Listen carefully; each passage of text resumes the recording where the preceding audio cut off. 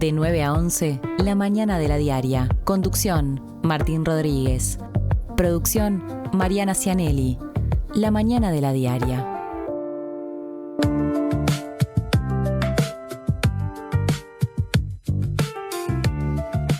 Buen día, ¿cómo les va? Aquí estamos, aquí está La Mañana de la Diaria, empezando su último programa de esta semana, en este viernes, que otra vez, vaya novedad, tiene gris en Montevideo, pero nos tiene con muchas ganas en la mesa de encarar las 2 horas de programa que tenemos por delante con Mariana Cianelli. Hoy, no en tonos del Club Atlético River Plate, sino en tonos del Club Atlético Rentistas, podríamos decir. ¿Cómo andas, Mari? Muy bien, sí, metí rojo, pero es verdad, hoy vine sin blanco y quería intentar dar una buena noticia el día de hoy, sí, y adelantarme y ver el pronóstico del fin de semana, pero capaz que ni lo comentamos. No pasa nada, lo dejamos para otro momento. Exacto, me parece que sí. Estoy muy a favor de tu opción estética, porque viste que yo me muevo en una paleta donde hay grises, azules, negros, ¿no? Muy uruguaya, de hombre uruguayo, podríamos decir. Y yo con este clima, la verdad que un poquito más arriba hay que estar. El rojo, que es pasión. Rojo pasión, por ejemplo. Puede ser sangre también, ojo. También, no te cortes nada. Sí, pero bueno, estoy muy a favor de eso. Ayer estaba muy bien la combinación rojiblanca, más allá del chiste deportivo que hice por tu condición de hincha de Wanderers, que bueno, se vio asociada a los colores del vecino River Plate, ahí del Prado. Hoy de rojo, así el comienzo del programa, son las 9:05. En un ratito va a estar en esta mesa, me parece que una opinión calificada, siempre digna de ser escuchada, con respecto a asuntos asociados al lavado de activos, con respecto a asuntos asociados a la transparencia y a la ética pública, porque vamos a entrevistar en un ratito nada más a Ricardo Gil Iribarne. Creo que en este momento libre de todo cargo, y no estoy hablando del sistema judicial, estoy hablando de cargos de responsabilidad de gobierno, iniciando un periodo que tengo entendido estaba esperando de retiro para, poder atender otras cuestiones de la vida que no se atienden cuando se ocupan diferentes cargos, como los que él ocupó durante muchos gobiernos, pero eso será simplemente parte de lo que tendremos en un programa que además, como todos los programas que hacemos, los tiene a ustedes del otro lado con la posibilidad de comunicarse a las siguientes vías de comunicación. Redes y vías de contacto. Comunicate al 099-891-888. Mail radio@ladiaria.com.uy.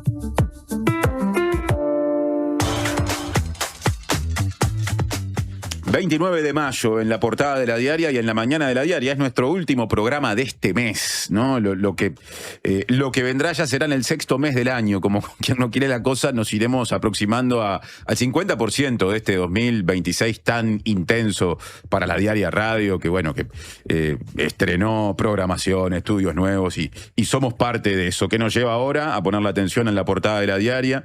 Una portada otra vez internacional, una portada otra vez con una foto que ilustra la devastación que hay en Gaza, ¿no? En ese territorio palestino, en el que, por ejemplo, se observan por todas partes escombros de distintas infraestructuras, la mayoría viviendas, pero no solo, que fueron destruidas por los continuos ataques de Israel, particularmente desde octubre de 2023 en adelante. En la foto aparecen 3 personas, se aprecia claramente, en primer plano diría, a una niña, ¿no? Bajo un techo y rodeada de escombros, el techo seguramente una de las tantas construcciones destruidas, y el titular dice: Netanyahu ordenó al ejército de Israel ocupar el 70% de la franja de Gaza. Así acompaña con ese título La Diaria la foto, que es de la agencia AFP, y complementa la bajada que está justamente junto al título. Con esta medida de Netanyahu, ese primer ministro incumple una vez más las pautas del acuerdo del cese del fuego y agrava la situación extrema en la que viven las y los palestinos en ese territorio. Netanyahu reconoció la semana pasada que Israel ya controla el 60% del territorio de la franja, una cifra significativamente mayor al 53% que se le asignó en el acuerdo del alto al cese del fuego en octubre. Esa tregua que aseguró la liberación de rehenes en poder de Hamás y otros grupos en Gaza dejó a Hamás con el control de facto del resto de la franja. Sí, claro. Israel, se supo la semana pasada, controlaba el 60% del territorio. Y bueno, como vos decís, eso ya era violatorio de lo acordado, y ahora a eso se le van a incrementar nuevos avances, o sea que más violaciones a lo acordado. Debido a esta ocupación del ejército de Israel, la población palestina no puede acceder a cerca de 2/3 de Gaza. Y bueno, una nueva ocupación del territorio obligaría a cerca de 2 millones de personas palestinas que ya viven en condiciones desastrosas, como se aprecia en esa foto que sigue proyectada en nuestra transmisión en streaming, a vivir en un territorio aún más reducido, ¿no? En mayores condiciones de hacinamiento, un hacinamiento asociado a un enorme nivel de destrucción en lo que eran sus antiguas viviendas. Si el hacinamiento es un problema, imaginemos, ¿no? Cómo termina expresándose cuando se da en un territorio reducido a escombros, ¿no? Bueno, desde el año 2023 venimos hablando de esto y continuamente hay peores noticias para la población de Gaza. Otro asunto, pasando a la agenda uruguaya, que destaca la diaria en la jornada. El Ministerio del Interior entregó archivos del terrorismo de Estado a la Secretaría de Derechos Humanos para el pasado reciente, que depende de la Presidencia de la República. Los documentos entregados son los originales del archivo histórico de la Dirección General de Información e Inteligencia Policial, correspondientes al periodo de 1968 a 1985 durante el terrorismo de Estado. Claro, hay que darle importancia a ese término, que usamos más que en otro tiempo, terrorismo de Estado, porque de hecho el periodo mencionado trasciende o supera ampliamente a lo que definimos como la dictadura civil-militar, que fue desde 1973 a 1985. Hay 5 años previos del 68 que también están contemplados. La entrega del material se hizo a través de 23 cajas que contienen más de 100 encuadernaciones que reúnen más de 73.000 páginas microfilmadas. A su vez, la Fiscalía Especializada en Crímenes de Lesa Humanidad, la organización Madres y Familiares de Uruguayos Detenidos Desaparecidos y el Ministerio del Interior se quedaron con copias digitalizadas del archivo. La subsecretaria del Ministerio del Interior, Gabriela Valverde, destacó en la ceremonia de entrega el trabajo con mucho compromiso, con mucha responsabilidad, pero también con mucha sensibilidad llevado a cabo por los equipos del Ministerio. En paralelo, la secretaria, o mejor dicho, la Secretaría para el pasado reciente de Derechos Humanos para el pasado reciente, que depende de Presidencia, digitalizó el material y habló la responsable de esa secretaría, que es Alejandra Casablanca, que agradeció que desde Presidencia se entendiera que se necesitaba hacer ese trabajo de inmediato y por ende se puso en marcha la compra de escáneres de última generación que permitieron digitalizar con mayor efectividad. Pasamos a otro asunto que también nos conecta con el pasado reciente. Atención con esto. La ministra de Defensa Nacional, Sandra Lasso, resolvió cesar a Graciela Figueredo, la abogada defensora de represores que actuaba como asesora del comandante en jefe del ejército, Mario Stevenazzi, y que participó en foros internacionales en los que cuestionó la política de verdad y justicia sobre los crímenes del terrorismo de Estado en Uruguay. Mediante una publicación en redes sociales del Ministerio, aunque sin dejar en claro a qué hecho concreto se refería, Lasso afirmó que no hay neutralidad posible frente al silencio y agregó que como ministra de Defensa sabe que cada decisión administrativa también tiene una dimensión ética, política e histórica. Dijo también que en temas vinculados a derechos humanos, memoria y democracia no alcanza con mirar solamente un expediente y que el camino asumido por el gobierno implica la revisión de decisiones y recalcó su compromiso con la construcción de unas Fuerzas Armadas comprometidas con la democracia. A mí me llamó la atención el video, porque claramente hay, no sé si decir un sujeto o una situación omitida, no dice Lasso que está hablando de ese tema, pero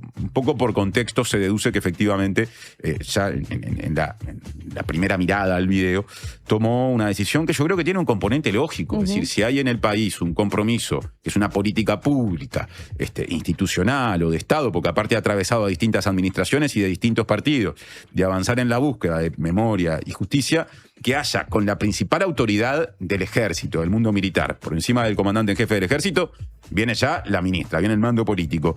Una persona que asesora y que anda al mismo tiempo por el mundo diciendo que los procesos de justicia abiertos en Uruguay, con todo lo que costaron, ¿no? Y con todo lo que falta, están sesgados, son injustos. La verdad es que no, es una enorme incongruencia, ¿no? A nivel del organigrama estatal que esa persona desarrolle esa tarea, y entonces, bueno, con esta decisión eso viene a corregirse, capaz que tardíamente, capaz que debieron encenderse previamente alarmas, pero la sociedad civil, información periodística puso el tema en agenda en los últimos días y aquí parece haber una reacción. Y pasando a lo que va a ser nuestra agenda de hoy, vos adelantabas y ya está aquí en estudios Ricardo Gil Iribarne, ex asesor de la Secretaría Nacional para la Lucha contra el Lavado de Activos y el Financiamiento del Terrorismo y también ex presidente de la JUTEP, para hablar de los cambios en materia de lavado que se han intentado llevar adelante en este periodo de gobierno y también las políticas de transparencia. Ya hablaremos con Gil Iribarne, la verdad es que temas hay y muchos, así que no se pierdan la entrevista que viene. Como todos los viernes va a estar por acá Cecilia Álvarez, la directora de La Diaria, que va a ser un adelanto de los contenidos de La Diaria de fin de semana, y además hará un resumen de algo que pasó y que es muy importante. Lo comentamos, el lanzamiento reciente de La Diaria Salto y La Diaria Paysandú, que engrosaron la propuesta de La Diaria, que se ha ido diversificando de distintas maneras en los últimos tiempos y que ahora suma 2 nuevas ediciones con contenido local asociado a departamentos del interior, que a su vez también se agregan algunas con mismas características preexistentes en otros departamentos. Sí, y también hoy vamos a tener una columna mensual que muchas personas creo que estaban esperando. La ciudad y los mapas, Sí. podríamos decir, locutoreando. Vuelve David García, nuestro licenciado en cartografía, Sí. creo que ese es el título de cabecera. Sí, para hablar en particular hoy de la Rambla Sur.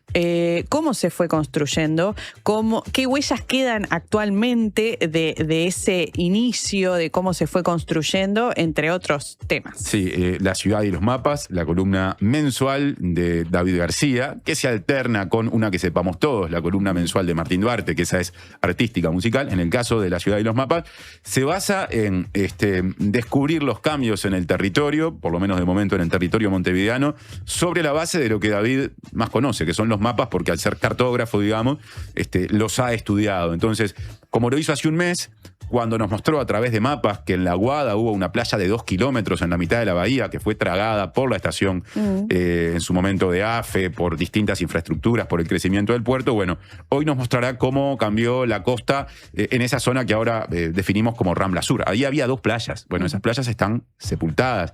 Pero como bien dice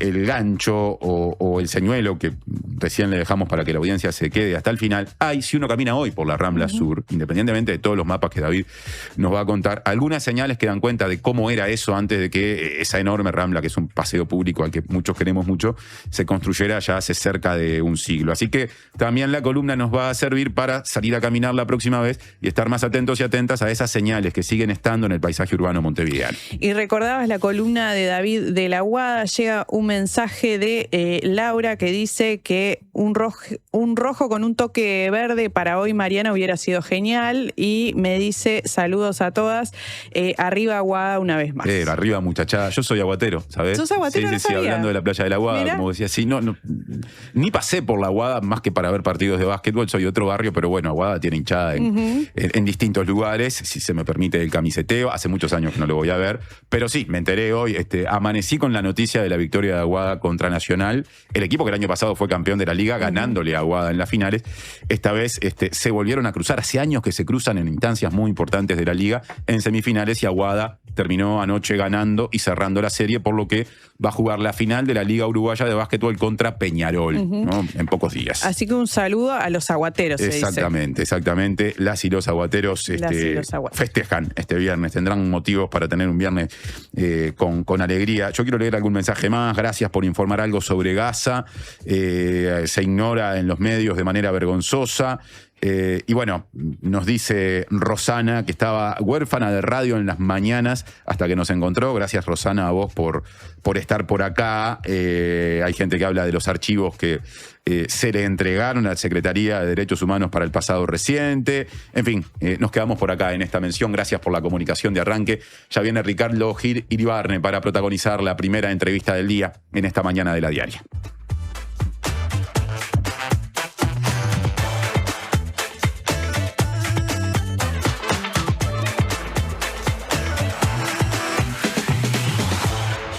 ¿Qué es mejor?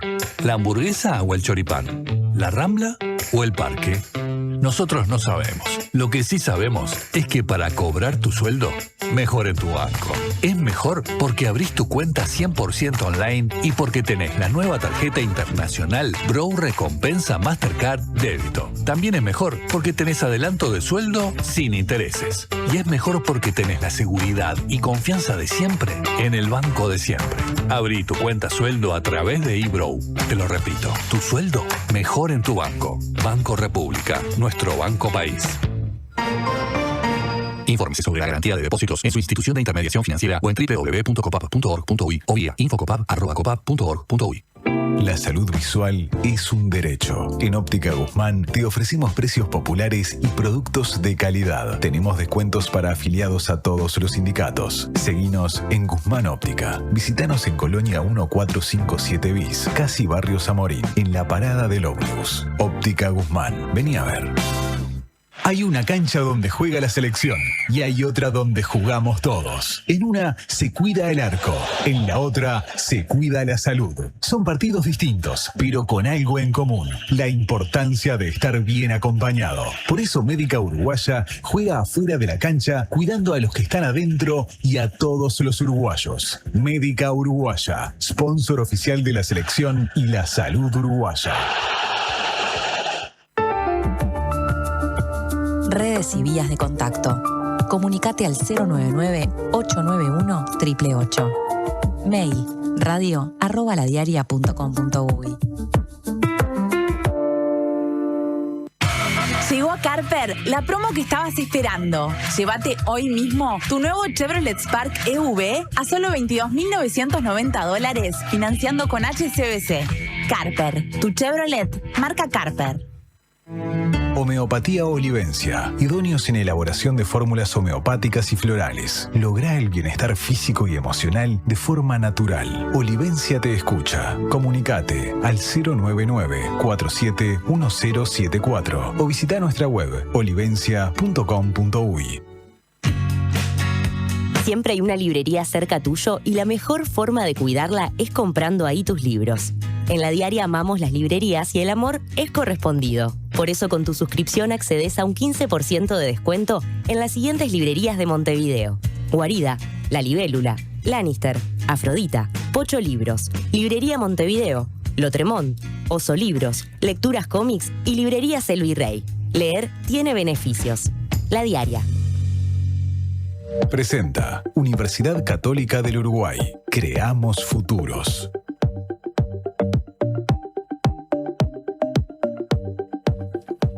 9:21. Distintas discusiones abiertas motivaron que decidiéramos invitar para ser el primer entrevistado de este programa de día viernes a Ricardo Gil Iribarne, a quien hay que definir como ex asesor de la Secretaría Nacional para la Lucha contra el Lavado de Activos y el Financiamiento del Terrorismo, la CENACLAFT, que forma parte de la estructura de la Presidencia de la República, en la que se desempeñó hasta el pasado 31 de marzo. Y claro, si miramos hacia atrás, también podemos decir que en su momento, por poner simplemente un ejemplo muy notorio, fue presidente de la Junta de Transparencia y Ética Pública, la JUTEP. Entonces, los asuntos de la ética y la transparencia y también las políticas vinculadas al lavado de activos, uno de los mayores desafíos que afronta el país, van a estar en la entrevista que ya empieza con Ricardo Gil Iribarne. ¿Cómo te va, Ricardo? Bienvenido, buen día. Muy bien, Martín, muchas gracias por la invitación. Hasta el 31 de marzo me dijiste que te desempeñaste como asesor en la CENACLAFT. Como asesor, sí, con ya el preaviso desde que entré, que era por un tiempito que iba a dar una mano, encantado, pero bueno,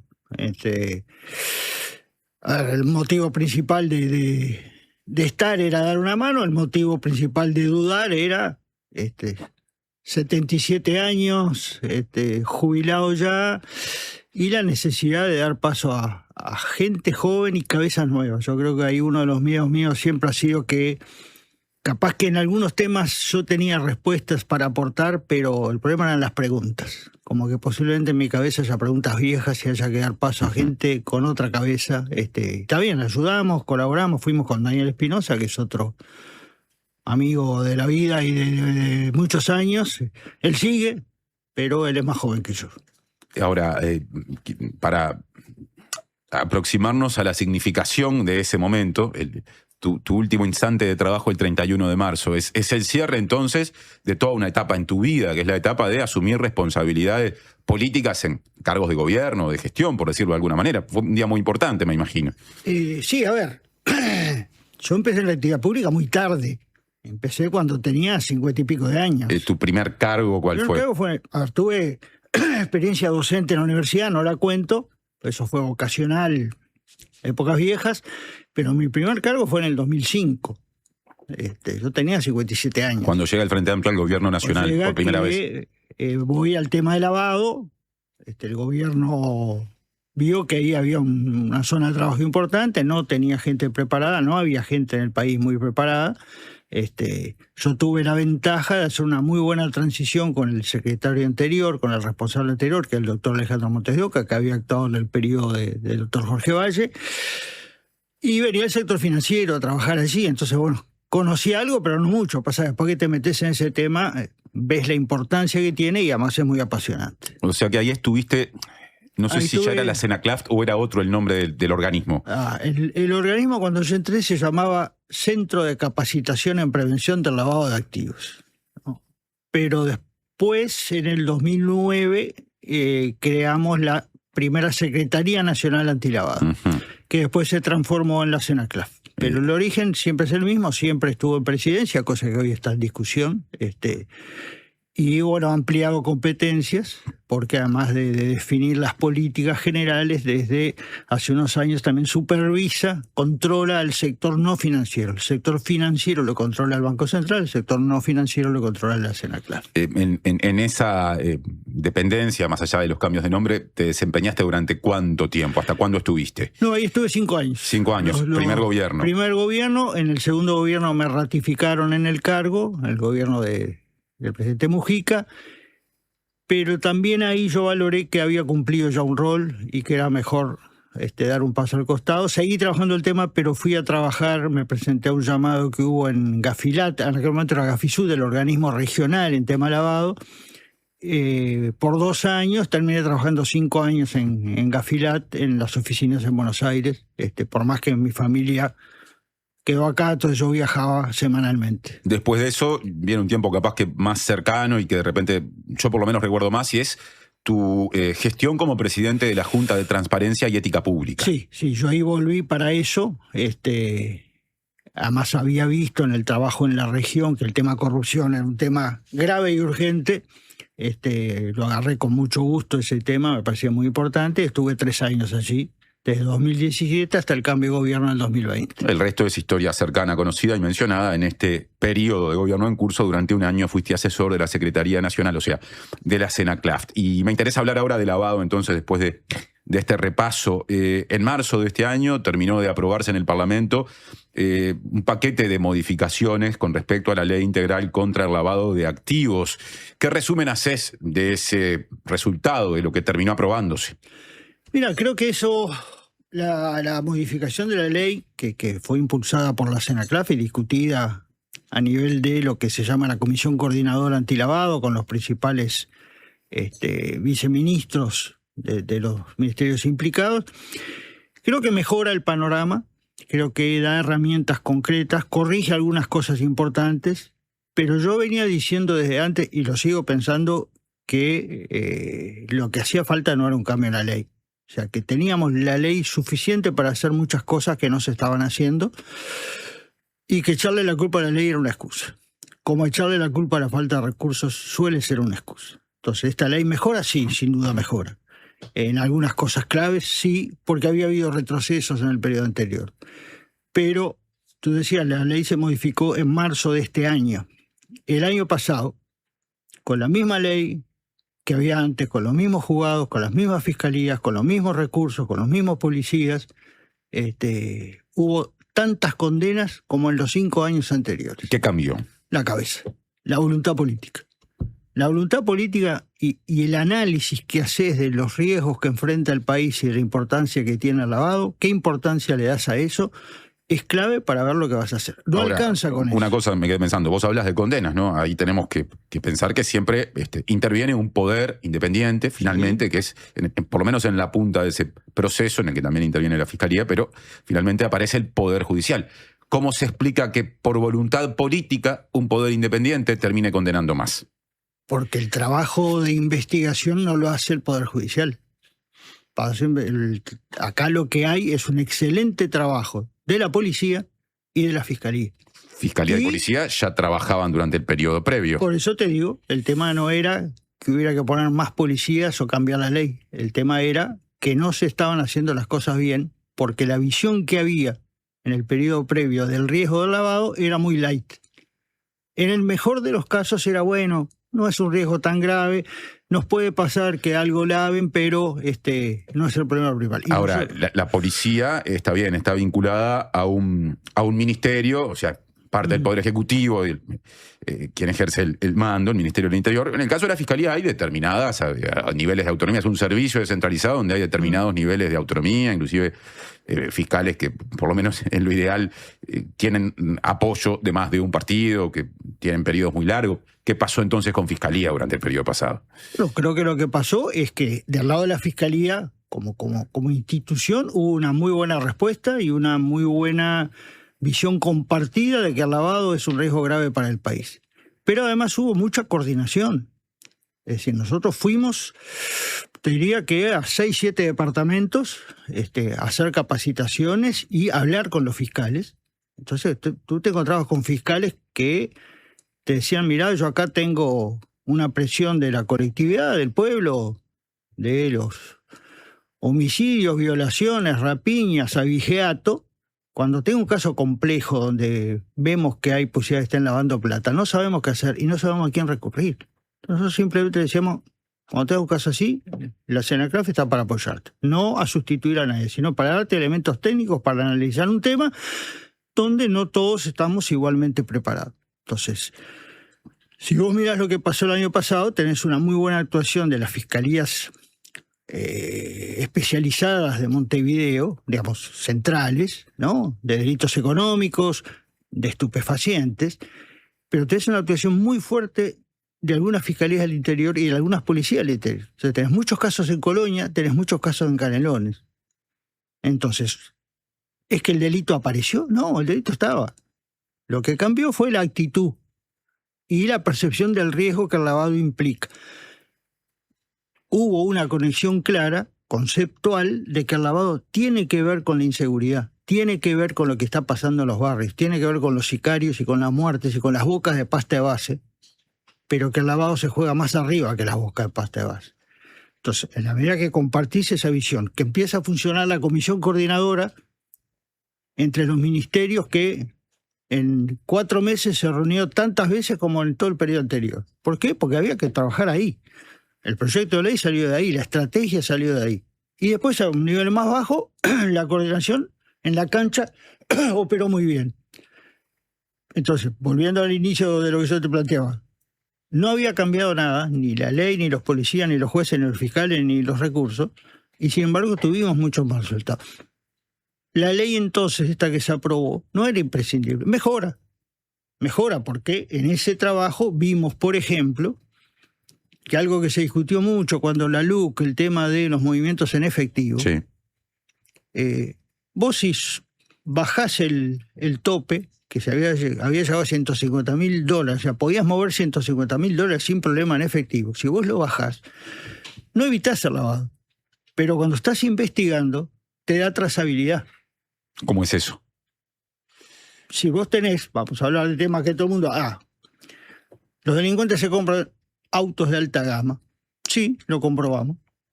Compraban autos, cada 5 o 6 meses cambiaban autos, 80, 90, $100.000. Lo pagan en efectivo. Que lo tengan que hacer bancarizado no te elimina el delito. Ahora, les acota las posibilidades de cosas. Y vos investigas, te da unas posibilidades de rastrear de dónde viene la guita. ¿Está? Entonces, no hay leyes mágicas. Lo que hay son herramientas. Entonces, yo creo que eso está bueno. Si vos le decís a los actores de la sociedad civil, que no son del Estado, que tienen que hacer ciertos controles, le decís, no te preocupes mucho porque los bancos van a controlar. Tenés 2 problemas. Primero, los bancos controlan algo y hay cosas que se le escapan. Los principales casos mundiales de lavado, el banco se implicado. O porque los copiaron o porque fueron cómplices. Y además le decís, no te preocupes mucho que esto no es importante, no es grave. Y esto es grave. Para el país es un tema clave, desde el punto de vista de la seguridad nacional, de la convivencia, por lo tanto, y de la defensa de la democracia, porque crimen organizado, lavado y corrupción corren los tres juntitos siempre. Crimen organizado, lavado y corrupción. Me quedé pensando en el comentario que hiciste acerca de la reducción de los topes vinculados a hasta qué monto se pueden hacer transacciones por fuera del sistema bancario, digamos, ¿no? Bueno, ese tope estaba, como vos decías, en función de modificaciones hechas por el gobierno pasado, en una cifra equivalente a los $160.000. Ahora, después de estas modificaciones a la ley antilavado, aprobadas con distintos apoyos políticos en este gobierno, hay un sistema que establece, por un lado, unos $35.000, pero en algunas situaciones eso puede ir poco más arriba, hasta cerca de los $75.000. ¿Ese es el cambio principal de la ley antilavado? No, es uno de los cambios ahí. ¿Y cuál otro destacás? También lo que te decía recién, se eliminó lo que también había incorporado la LUC, que era la posibilidad de que los actores del sector no financiero aplicaran bajos controles cuando la plata venía de un banco. Que lo que implicó, porque además lo vimos en las supervisiones, era que si venía de un banco no controlaba nada. Entonces, eso también fue derogado y me parece muy bien. Y también contó con el apoyo de otras fuerzas políticas, aparte de la fuerza del oficialismo, lo cual me parece muy bien también. Después tenés un montón de cambios que yo considero menores que ayudan. Vinculados a los sujetos obligados, por ejemplo. Ahí hubo pocos cambios, tanto en sujetos obligados como en delitos hubo pocos cambios, porque también ahí yo me quedé conforme porque había cosas que yo planteaba hace mucho tiempo y de alguna manera se contemplaron. No porque me hayan dado bola a mí, sino porque fueron temas discutidos y pensados. Nosotros tenemos como sujeto obligado a todo el sistema financiero. Cambios, bolsa de valores, agentes de valores, bancos, todo. Medios de pago, tarjeta, todo. Escribanos, contadores, abogados cuando hacen ciertas cosas. Inmobiliarias, zonas francas, casinos. Y no agarramos a casi nadie. Entonces, decir que vamos a mejorar incorporando más sujetos obligados, yo creo que es una trampa al solitario, es un verso. Lo mismo poniendo más delitos. Tenemos todos los delitos graves, principales, como delitos generadores de lavado. Si agregamos muchos más, que decimos, ahora los tenemos todos, podemos hacer como en la Argentina, que todos los delitos son delitos precedentes. Ahora, no te garantiza nada. Se incorporó alguno, por ejemplo, delitos cibernéticos, sí, porque sabemos que hoy es un tema grave y urgente, pero no se incorporaron mucho más. Algún delito ambiental, pero el objetivo no era ese, no era además es una ley lindita para vender como un gran resultado, sino decir, bueno, a ver qué cosas precisamos. Se mejoró la coordinación, entonces, por ejemplo, se incorporó en esa comisión coordinadora a nivel alto, se incorporó a la Fiscalía General, se incorporó al presidente del Banco Central, se incorporó a la agencia, a la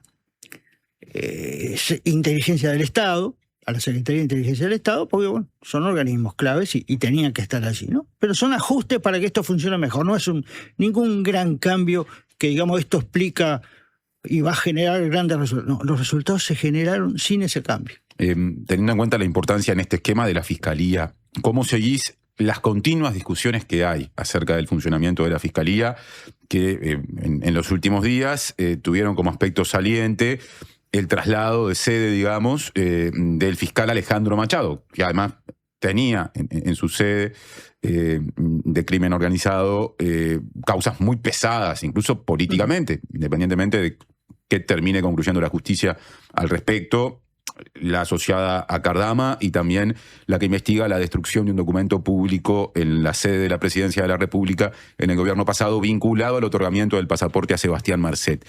¿Qué sensación te genera esto de que Fiscalía una y otra vez quede en ese lugar en la discusión? Me genera la sensación de que estamos debilitando las instituciones que necesitamos para que el país funcione mejor. Vos querés que a mí me peguen y a mí me gusta que me peguen, tengo muchos moretones, así que vamos arriba. ¿Te gusta que te peguen? ¿Te gusta que te peguen? Y si no me gusta, no se explica la cantidad de moretones que tengo arriba. Yo soy medio hereje, no tengo problema. Ahora, en este tema soy particularmente cauteloso. ¿Por qué? Porque estamos en un país donde los jueces de fútbol, todo el mundo opina, fue penal, no fue penal, y si fue a favor mío, digo, en el mejor de los casos, bueno, es humano, se equivocó, y si fue a favor del otro, digo, nos afanó, este ladrón, son todos ladrones. Estamos llevando eso a lo institucional y a lo político. ¿Tá? Entonces, yo soy hereje, nunca vas a encontrar una opinión mía sobre un fallo judicial o sobre una opinión de un fiscal, o sobre un fallo de un fiscal. ¿Por qué? Porque entiendo que, y me ha pasado, que puedo no estar de acuerdo y a veces no estoy de acuerdo, pero tengo que defender la institución. Tengo que decir, acá precisamos la fiscalía, yo le tengo confianza al sistema judicial, hay cosas que me pueden no gustar, pero el sistema es lo que el país necesita, se ha dado y no lo podemos debilitar. Yo creo que en estos años se ha debilitado y asigno mucha responsabilidad al sistema político en su conjunto, la institución fiscalía. Entonces yo no hablo de eso, no critico nada, y lo que digo es, como te decía, en este periodo que yo trabajé, la fiscalía en general respondió muy bien, los fiscales respondieron muy bien. Yo trabajé mucho con la fiscal, que hoy es fiscal general, con Mónica. Con Mónica Ferrero. Trabajé con la doctora Ferrero, estuve trabajando este último periodo con el doctor Machado, trabajé hace años con el doctor Diego Pérez, con los tres trabajé muy bien y profesionalmente no tengo nada para objetarle. No lo haría públicamente, pero sinceramente no tengo nada. No preciso más que eso. Nunca vi que ninguno de ellos hiciera actividad político-partidaria ni me diera ningún mensaje en ese sentido. Si lo hubieran hecho, se hubiera parado el carro. No pasó. Entonces, hablar mal de la fiscalía o ver si todos acá votamos a alguien, todos acá tenemos simpatías, y todos acá somos responsables de nuestros actos, y siempre hay instancias, en el caso de todo el sistema judicial, nadie resuelve todo por sí solo y chau. Siempre hay instancias donde hay posibilidad de revertir, apelar, discutir. Entonces, creo que tenemos que generar un respeto a la fiscalía, que hoy también es cierto que el tema de las redes, el tema de los programas de panelistas, donde los panelistas saben de pandemia, fútbol, microcirugía, lavado de dinero y opinan sobre los fallos de los jueces y los fiscales. Está muy lindo, genera plata en los medios, pero me parece que también genera una falta de respeto hacia los temas serios que yo por lo menos no comparto y por lo tanto además yo tengo cero relación con las redes y vivo feliz. Cuando presentamos la entrevista yo dije que queríamos hablar contigo de asuntos vinculados al lavado y también a la transparencia. Pausa mediante, entraremos en el capítulo transparencia. Pero en este bloque te propongo cerrar el abordaje de estos asuntos asociados fundamentalmente al lavado con el mensaje de un oyente, nos escribió hace un ratito Hernán, y quiere conocer tu opinión con respecto a la reputación o al señalamiento que hay hacia Uruguay a nivel internacional, por lo menos en algunos lugares, donde con más o menos formalidad se lo señala como paraíso fiscal en ocasiones, porque se dice que se lava aquí mucho dinero. ¿Qué consideración haces como persona que ha estado vinculada de distintas maneras a, digamos, el organigrama, las organizaciones, organismos públicos uruguayos asociados al lavado? ¿Es justo que en el extranjero se diga Uruguay es un paraíso fiscal? Son dos cosas distintas que a veces se mezclan. Una cosa es ser paraíso fiscal y otra cosa es ser un antro lavado. Tema paraíso fiscal tiene que ver con temas tributarios. Escaso, nula tributación, pocos impuestos, etc. Lavado es otra cosa. Uruguay ha sido acusado de las dos cosas en distintos momentos, pero son distintos. En el caso del tema tributario, del tema fiscal, ha tenido avances muy importantes bajo la presión sistemática de la OCDE, que es la que ha hecho que hoy se comparte información tributaria con otros países, información bancaria con otros países, nos puso un día en la lista negra y salimos, nos puso varias veces en la lista gris y salimos, pero es un organismo que presiona mucho exigiendo resultados. El tema lavado, cuando yo empecé en esto, Uruguay era la oveja negra del mundo y de la región en tema lavado. ¿Por qué? Porque venía de una historia donde la dictadura generó las condiciones para que se lavara plata en el país. Secreto bancario, secreto tributario, libre entrada de metales preciosos y valores al país, libre entrada y salida. Son las condiciones ideales para que yo pueda lavar. Y en el país eso operó como un llamado, decir, traigan plata. Había expresiones claras en los propios documentos de la dictadura. Queremos ser centro financiero regional, venga que no preguntamos nada. Eso es un llamado. Cuando yo empecé, esa era la situación. Uruguay tenía muy mala fama, pese a que nunca estuvo en una lista ni negra ni gris por el tema lavado. Pero era porque en ese momento recién empezaba el sistema mundial de control. Cuando yo empecé, lo primero que yo decía en cualquier evento era en Uruguay se lava plata. Me empezaron a criticar del propio gobierno. ¿Cómo vas a decir eso? La imagen del país, ¿qué van a decir? Todo el mundo sabe que en Uruguay se lava plata. Todo el mundo en Uruguay lo sabemos y todo el mundo... El globo terráqueo sabe que Uruguay se la plata. Si no reconocemos que tenemos un problema, nadie nos va a creer. Entonces, Uruguay, creo que ya en el último periodo, el doctor Jorge Valle y después, tuvo un avance muy importante. En el 2005 tenía el delito tipificado hacia 7 años. Todo el mundo sabía que se lavaba la plata y no había nadie preso.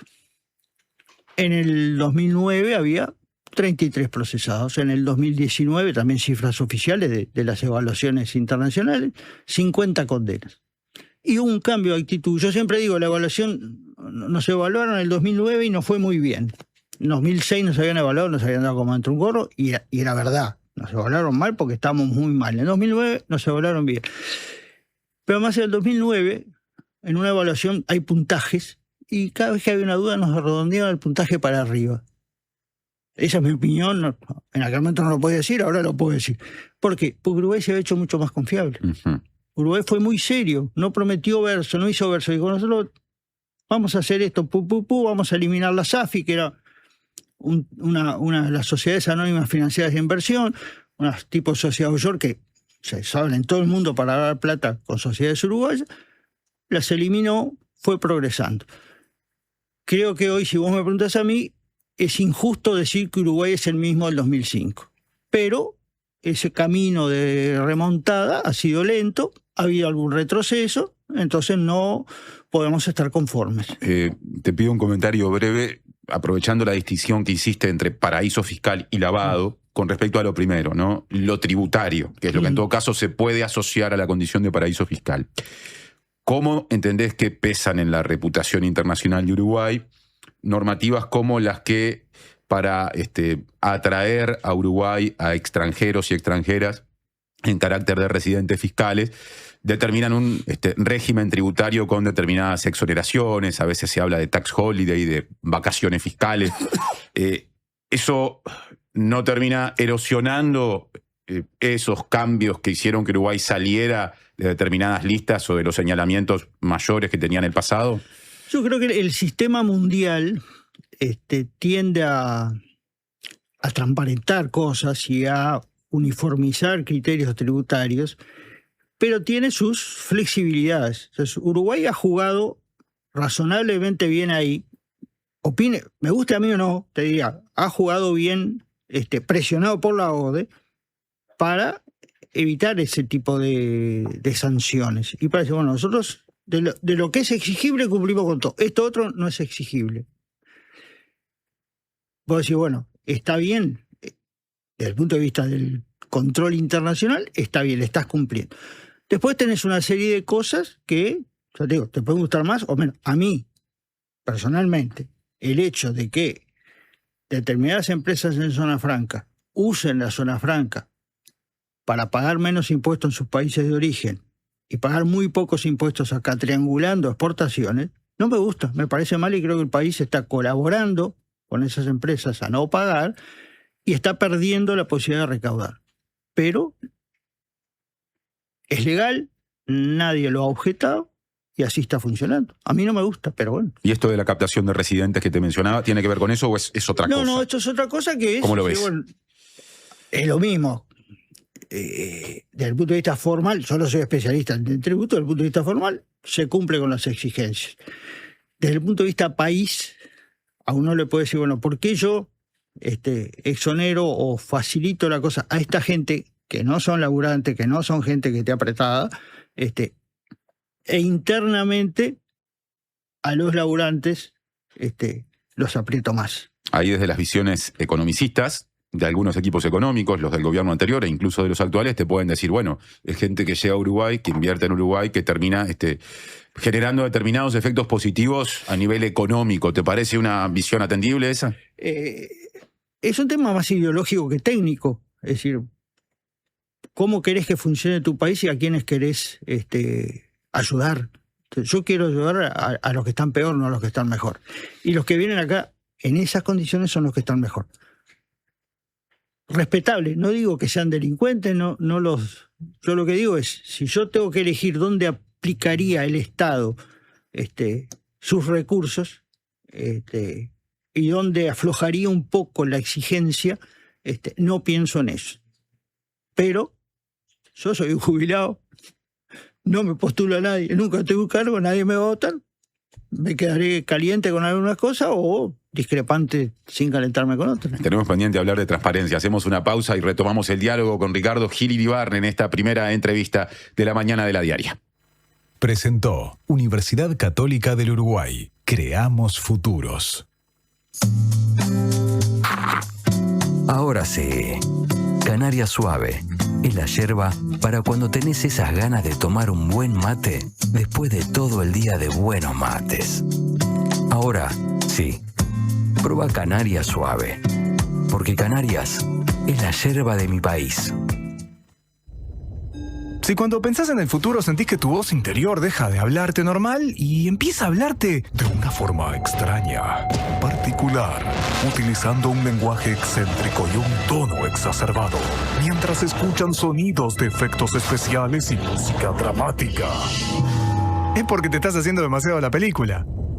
La mejor forma de prepararte para el futuro es con Ahorro Más Vida de Banco de Seguros del Estado. Consulta con tu asesor de confianza en nuestras oficinas o en bse.com.uy. En Vida BSE podés confiar toda tu vida. Licuadora dale, sanguchera dale, termo y mate dale, canjealos con dale. Llegó Dale, el nuevo programa de puntos de ANDA. Ahora, cada vez que usás cualquiera de nuestros servicios, sumás puntos para canjear por lo que quieras en nuestra tienda online. Dale, disfruta de Dale ANDA. Conoce más en anda.com.uy. Bases, condiciones en anda.com.uy. Una conversación informada. La Diaria Radio 97.9.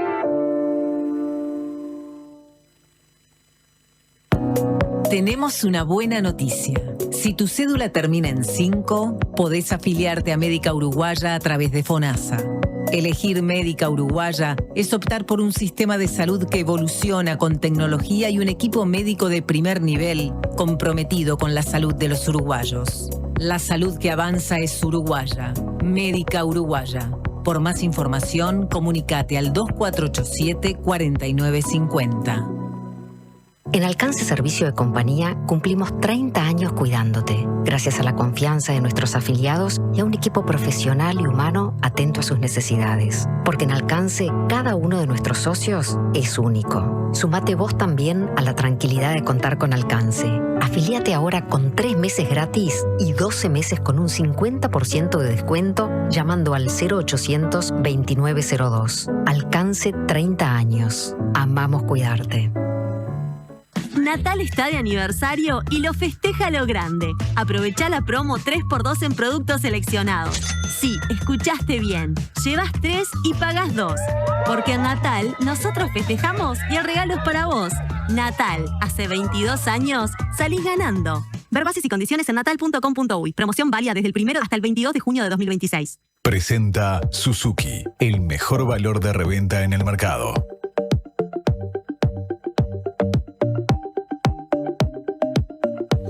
9:52 de la mañana, 9:52 de la mañana de la diaria. Seguimos hablando con Ricardo Gil Iribarne, que el 31 de marzo se despidió de su actividad pública, digamos, cuando dejó de desempeñarse como asesor en la Senaclaft. Luego de abordar distintos aspectos vinculados al lavado de activos, nos interesa hablar de transparencia, teniendo en cuenta que también presidió en el pasado la Junta de Transparencia y Ética Pública.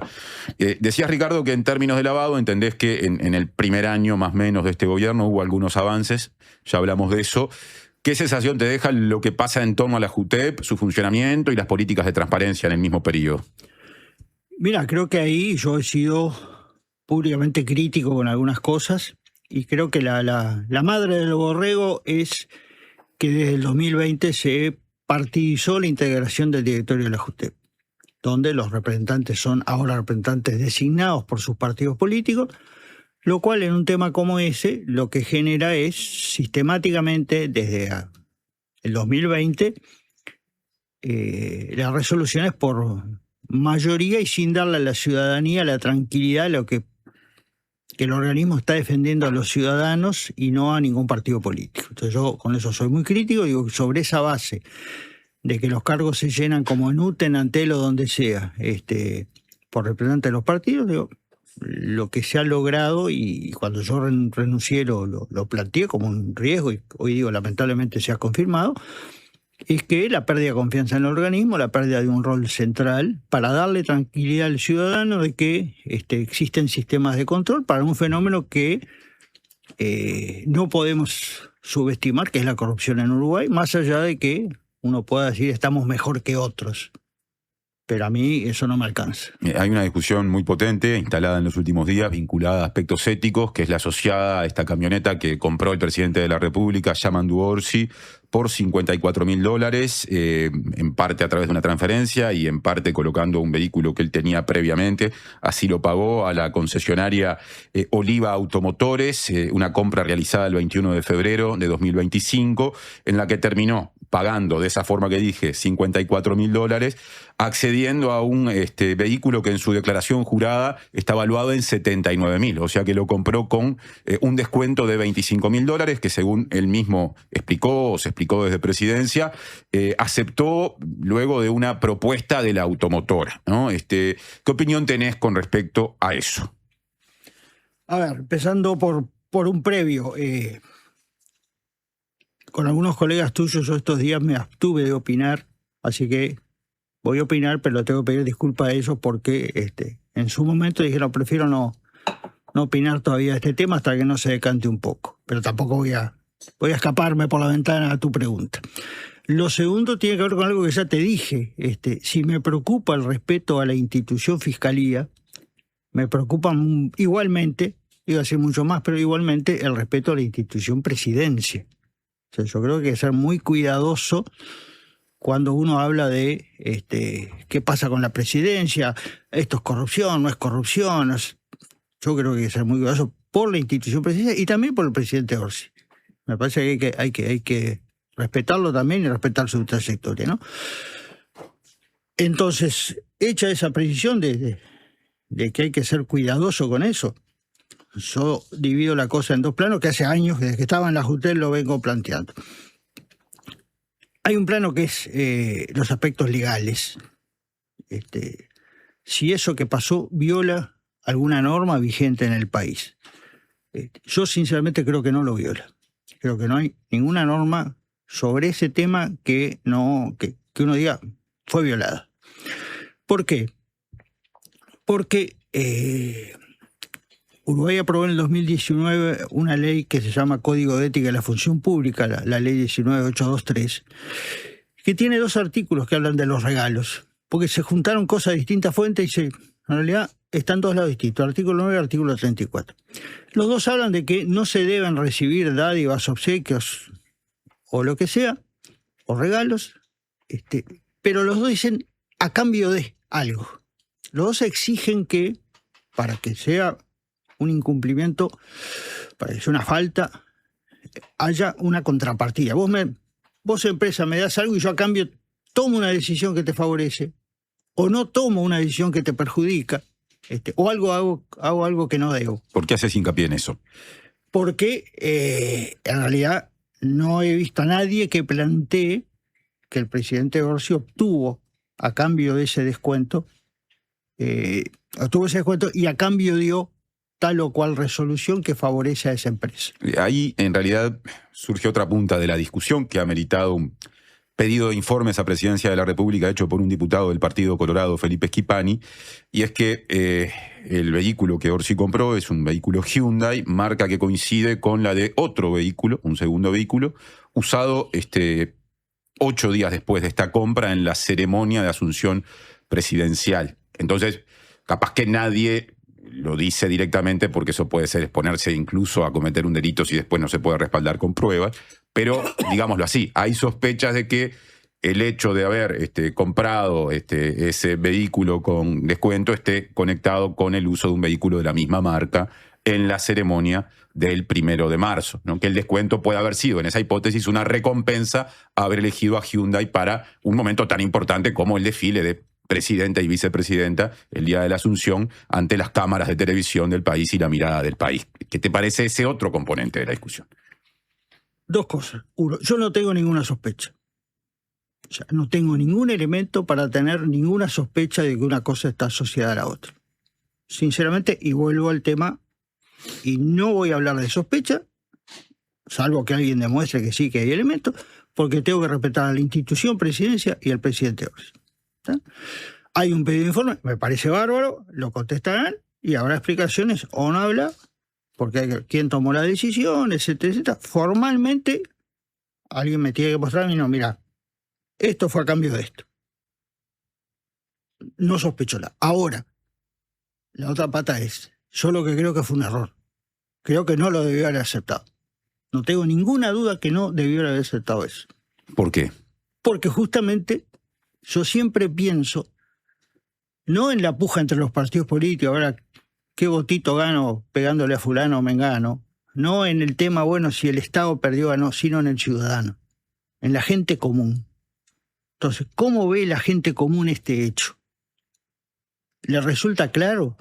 ¿Le resulta transparente? Capaz que no le da bolilla, que está en otra cosa y ojalá, pero lo que puede pasar es que la gente diga, son todos iguales, esto es común, todos aceptan regalos, no sé qué, no sé cuánto, y pierda confianza. Entonces yo creo que no debió hacerlo, en una línea que yo defiendo hace años, que es, hay cosas que no están prohibidas pero que no hay que hacerlas. ¿Por qué? Porque lo que me importa es que la gente confíe en el sistema y en los controles del sistema. Y acá, no, si pasan estas cosas, pierde confianza en el sistema y pierde confianza en los controles. ¿Por qué? Porque esto surgió porque una colega tuya estuvo investigando. Ahora, el Estado, que aprobó en el 2019 una ley que mejora el control de las declaraciones juradas, que tiene un organismo que es la JUTEP específico para estos controles y para estos temas. El Estado no olfateó nada, no vio nada, no preguntó nada. Nadie le dijo al presidente, mirá que eso te puede generar un problema pasado mañana, porque además se va a usar esa misma marca. Entonces yo creo que además de tratar de aclarar esto, de transparentar esto, y si hay un error, reconocerlo, porque yo también seguí el tema de la abogada designada del Ministerio de Defensa, con un pasado y un presente tétrico en materia de defensa de la justicia uruguaya. Graciela Figueredo, exacto, asesora hasta, si no me equivoco, ayer del comandante en jefe del ejército, Mario Stevenacci. Yo soy de los que estaba muy caliente con ese tema. Y si el ministerio corrige eso, me parece bárbaro y no es una muestra de debilidad, es reconocer un error. El tema es que en este caso el auto ya está comprado, ¿no? Y la oferta o el descuento ya están aceptados. Sí, pero a ver, una cosa es revertir la situación y otra cosa es reconocer el error. No, en realidad no debía hacerlo. No ha sido la actitud del presidente en sus declaraciones públicas. Ha dicho, me ofrecieron un descuento. Desde su entorno han dicho, incluso esta automotora le ofrece descuentos a figuras públicas. Lo que pasa se ha es hablado que de eso. Yo voy a dos cosas. Uno, justamente, como entiendo que debilita la confianza de la gente, ¿qué tengo que hacer yo? Entonces, tengo que reconocer si el presidente piensa que no fue un error, no lo va a hacer y está perfecto. Ahora, yo digo, me parece que fue un error. Y lo otro es, no es la primera vez que nos pasa en este periodo o en periodos anteriores que hay funcionarios de alto grado que parecen desconocer esto, desconocer que hay normas y que las normas están para algo y que ese algo es la confianza de la gente. ¿Eso lo decís por Orsi puntualmente? No, lo digo, por eso te dije, en este periodo donde han renunciado ministros por algunos temas vinculados con exoneraciones, no pagos, cosas por el estilo, y en largos periodos anteriores, incluyendo el periodo en que yo estuve en la Junta, donde hicimos muchos informes sobre este tema, y donde hicimos algo que a mí me hizo pensar bastante. Nosotros hicimos, en aquel momento, en un ministerio, que fue el Ministerio del Interior, una serie de capacitaciones, porque vimos que no tenían la más mínima idea los jefes de policía, los jerarcas del ministerio, de algunas normas que están ahí y que nadie las conoce. Lo hicimos también con la Intendencia de Florida, que tenía interés y era el intendente era un partido distinto del gobierno nacional, no importó, se trabajó muy bien para prevenir. ¿Está? Entonces, yo tengo la sensación de que en cada cambio de gobierno entran, no sé, 80, 100, 150 tipos en la estructura del Estado a nivel alto que no tienen la más mínima idea de esto. Y que sería facilísimo decir, señores, vamos a juntarnos 3 días, un día con 50, otro día con otros 50, y la JUTEP o el que sea, si es a nivel de todos los partidos, la JUTEP, y si es a nivel de un partido, la gente de ese partido que hay de estos temas, que sabe de estos temas, decir, muchachos, mire que las normas son estas. El tema de los regalos está en la Convención Interamericana contra la Corrupción desde el año 1996. Uruguay lo tiene del año 2003 en el decreto 30 de ese año. ¿Ah? Entonces, no es que es de ahora, hay una historia. En el tema del lavado, que está muy vinculado a lo que se llama el tema del compliance, de cómo las empresas privadas, el tema de los regalos institucionales, las grandes empresas, tienen normas estrictas. ¿Qué se hace? No se hace. Yo fui en el 2018, creo que fui a... No, 2018. Fui a la Argentina a ver cómo era el sistema de denuncias que tenía la Oficina Anticorrupción, de recepción de renuncia. Me había hecho amigo en las reuniones de la OEA de la representante argentina. Le llegué un frasco de dulce de leche. Para las hijas tenía 2 mellizas. Al día siguiente, en la página de la Oficina Anticorrupción Argentina, decía, fecha tal, Ricardo Gil trajo un frasco de dulce de leche para la doctora tal, valor $3. ¿Está? Y acá, todos los jerarcas de gobierno, alguna vez reciben alguna canasta o algún regalito mayor. Canasta, el decreto 30 decía excepción para los regalos, las tradicionales fiestas. Porque si lo prohibís, después tenés que controlar que no reciban una botella de whisky. Nadie va a controlar. Entonces no lo prohíbas. ¿Está? Pero ese tipo de cosas. A mí una vuelta estaba en la Secretaría Antilavado, un sujeto obligado me regaló, llegué y me encontré un cuadro de galería certificado. Navidad, regalo. Lo llamé al tipo y le dije, mire, no, le agradezco mucho, pero se lo voy a llevar de vuelta. No, que yo no le pedí nada a cambio. No, si me hubiera pedido nada a cambio lo estaría puteando, no le estaría hablando amablemente. Pero la gente va a pensar que usted me regaló esto para que yo sea un poquito más benévolo. Y se lo llevé, y chau. Claro, yo sabía esos temas, yo vengo de un mundo donde estas cosas son de todos los días y donde vos sabés que no podés hacerlo. ¿No? El doctor Leonardo Costa cada vez que me ve se ríe porque me dice, tenemos un pimientero con tu nombre que nunca quisiste recibir en un evento. Pues yo estaba en la Junta hablando de estos temas, no podía ir a un evento y que me regalaran nada. Me estaba comiendo, no. Todo esto lo que pasa es que no se hace para los malos. Entonces, él no porque es bueno, no, se hace para todos. Es la única tranquilidad para todos nosotros que se haga así. ¿Ah? Entonces, creo que de este episodio hay que sacar 2 conclusiones. Primero, ¿cómo evitamos que esto erosione más la confianza ya deteriorada de la gente en el sistema político? Y segundo, ¿cómo hacemos para que no nos pasen estas cosas? Y ahí yo insisto, eso más me lo planteó cuando yo, en el periodo de transición, que yo tuve varias charlas en distintos ambientes. Un participante de la charla me dijo, ¿y por qué no capacitan a los cargos que entran en cada administración? Tenía razón. No se hace y se puede hacer y no cuesta un mango y no cuesta nada. Simplemente, ¿qué pasa? A estos temas no le damos bolilla. Nosotros la corrupción, sí, somos todos buenos, somos los mejores de América Latina, lo dice Transparencia Internacional. Está todo bárbaro. No está todo bárbaro. Hablen con la gente y van a ver que no está todo bárbaro. ¿Está? Entonces esto es parte de los moretones.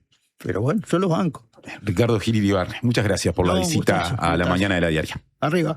Cerramos la primera entrevista del día, ya viene Mariana Cianelli. Hay mucha información para repasar y después tendremos a Cecilia Álvarez y en el cierre con nota de recreo a nuestro cartógrafo de cabecera para que recuerde cómo fueron los cambios en la costa montevideana que terminó desembocando en la existencia de una rambla como la Rambla Sur. Así vamos a cerrar la semana. Presentó Suzuki. Tu nuevo auto ya tiene un comprador. ¿Cómo no es estudiar en la UCU, es estar en movimiento, sintiendo cómo ideas, personas y lugares se transforman. Es conectar con otros para potenciar tus ideas y generar impacto en lo que nos rodea. Es ser parte de la propuesta universitaria más innovadora y actualizada del país, que te impulsa a desarrollar tus talentos. Universidad Católica del Uruguay, el futuro que está en vos y en nosotros.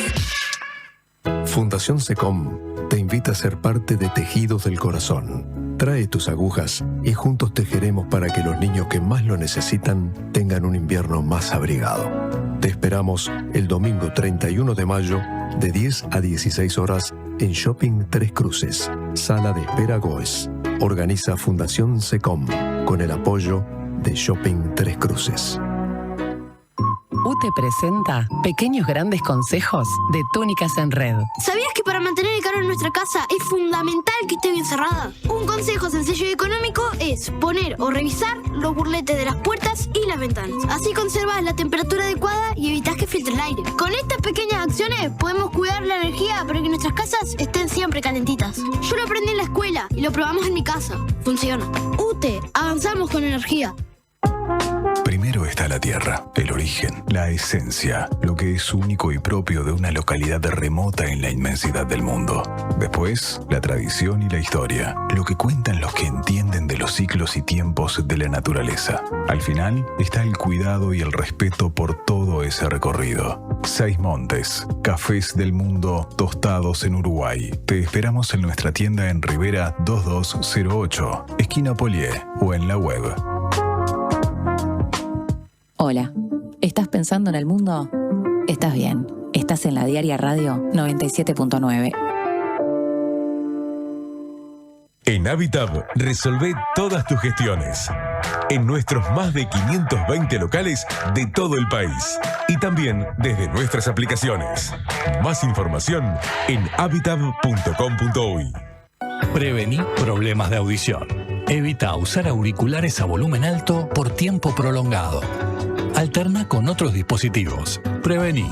Preasociate a la Española. 1920-1234 o preasociate.com. Otoño en la Zabala. En mayo, un nuevo ciclo de teatro en la sala Zabala Muniz del Teatro Solís. Margaritas en el mar, de Rosana Mutarelli. Versión y dirección, Sergio Luján. Cassandra, texto de Sergio Blanco. Dirección de Roxana Blanco. Animales de Dios, dramaturgia de Marianela Morena y Florencia Caballero Bianchi. Reykjavik, de Juan Mayorga. Dirección de Mariana Weinstein. Otoño en la Zabala. Historias con las que construimos pasado y presente. Entradas en venta en Ticantel y boletería del teatro.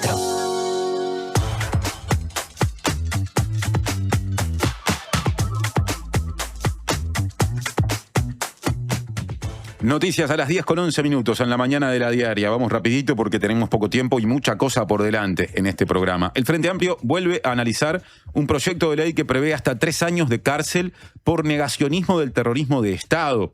Esto que había sido presentado durante el periodo pasado, ahora fue desempolvado, digamos, por el actual oficialismo y se da en un contexto en el que en las últimas semanas o en los últimos días hubo algunas apreciaciones públicas de integrantes de la bancada opositora, puntualmente de la bancada del Senado del Partido Nacional, en el siguiente sentido. Por un lado, Sergio Botana puso en duda en una entrevista en Canal 5 la cifra oficial de 205 personas que se consideran en Uruguay como desaparecidas como consecuencia del terrorismo de Estado. Y por otro lado, en una actividad pública en la que estaba sentada a su lado, por ejemplo, el expresidente de la República, Julio María Sanguinetti, la senadora Graciela Bianchi dijo que había que trabajar para que todos los represores que están presos en la cárcel de Domingo Arena, que son solo una parte de los que están presos, recuperen su libertad. Entonces, en este contexto, cuando estas cuestiones han recuperado centralidad en la discusión, el Frente Amplio entiende que se debe volver a poner arriba de la mesa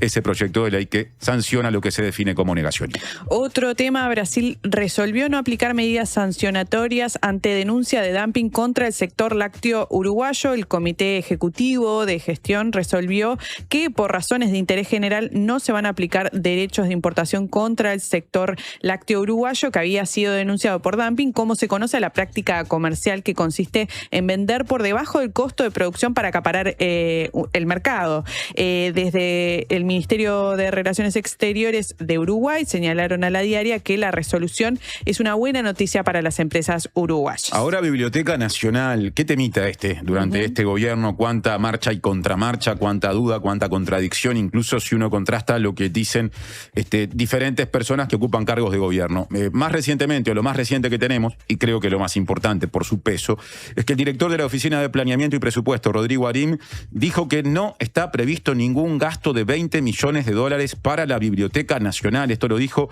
en FM del Sol, dijo que hubo un error de comunicación cuando pocas horas antes se anunció que se iban a destinar entre 20 y 30 millones de dólares para ese proyecto de renovación de la biblioteca que en un sentido macro había sido anunciado el 26 de mayo del año pasado, a poco de anunciado o de asumido este gobierno. El anuncio de esta semana, que terminó de alguna forma dejando de lado o que quedó cuestionado a partir de esta intervención de Arim, había sido hecho por autoridades del Ministerio de Educación y Cultura en la celebración del Día Nacional del Libro de esta semana. Arim agregó en la entrevista que dio al programa Aire Rico que si bien la primera etapa de reformas de la biblioteca demandaría $6 millones, hay que ver cómo se avanza porque recién se está en la etapa de lograr una correcta presupuestación. Cambiamos de asunto ahora. Un hombre en situación de calle falleció en un centro del SINAE tras ser evacuado debido a la alerta roja por frío extremo. Según informó el SINAE, el hombre de 49 años había sido captado en la madrugada del martes por policías del Pado y trasladado a un centro de evacuación que funciona en el polideportivo de la Escuela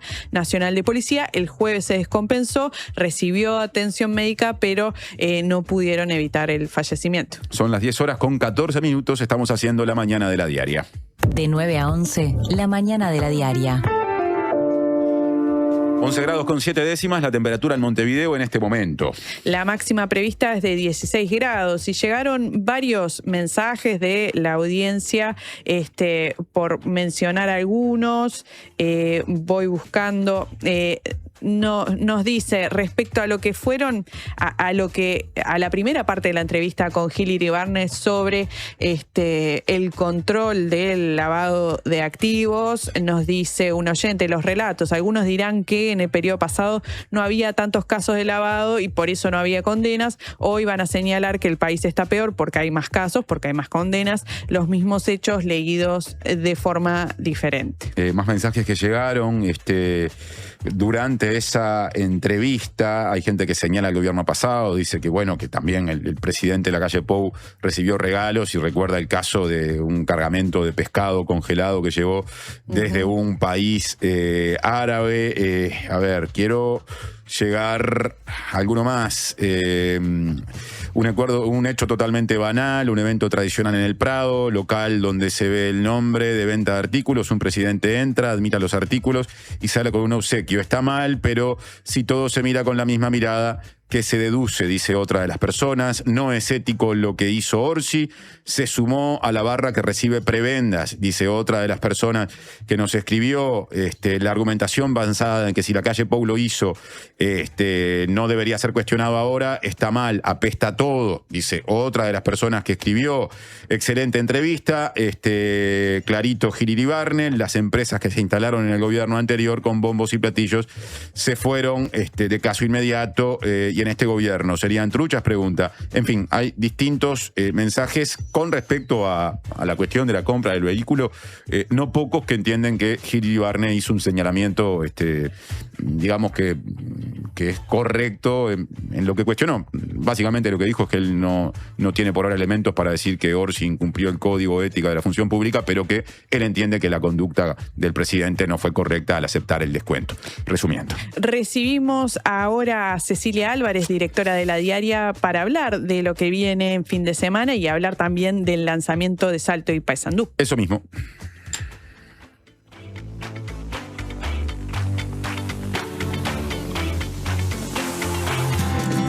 En Antel, el futuro lo hacemos junto a quienes impulsan el país. Por eso, acompañamos a las empresas con soluciones seguras en nuestro data center. Y también junto a quienes cuidan el planeta. Por eso, trabajamos en la recolección de residuos electrónicos. Porque el futuro se hace juntos. Antel, el futuro lo creamos juntos.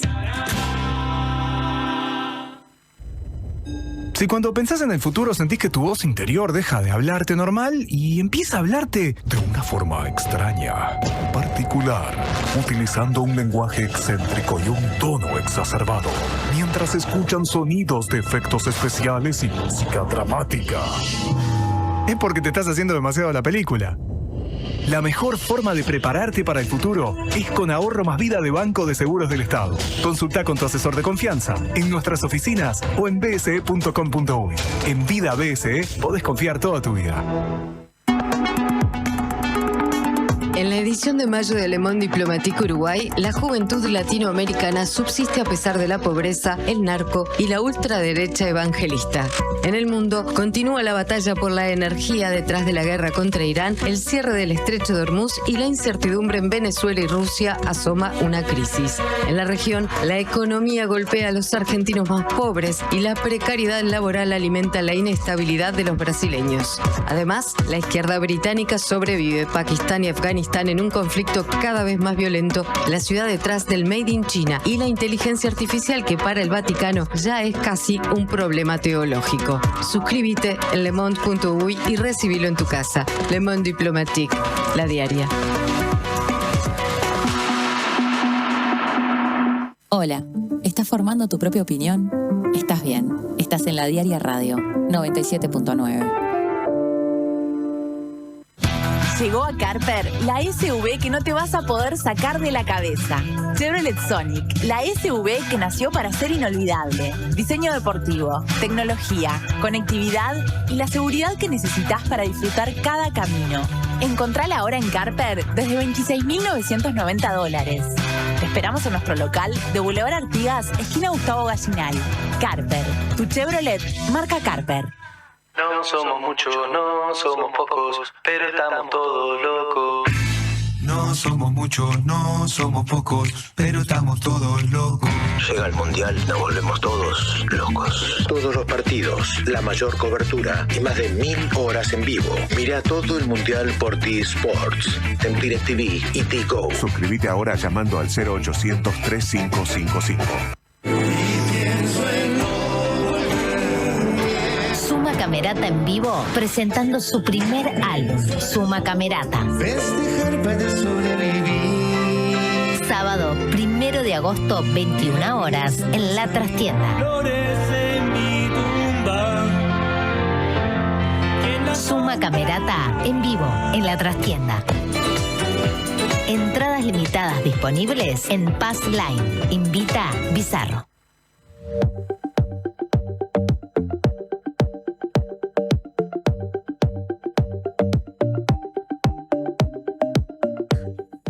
Diez horas con 21 minutos, estamos haciendo La Mañana de la Diaria y está en esta mesa Cecilia Álvarez, la directora de la Diaria, que viene con los contenidos o con el anticipo de los contenidos de la Diaria de fin de semana y también con el resumen de cosas muy importantes, muy lindas que pasaron durante la semana asociadas a la Diaria, el interior del país, 2 departamentos en particular y un proyecto periodístico que se extiende y que sigue agregando en su menú distintas opciones. ¿Cómo andás, Ceci? Bien, muy bien. Un poquito cansada porque estuvimos de gira.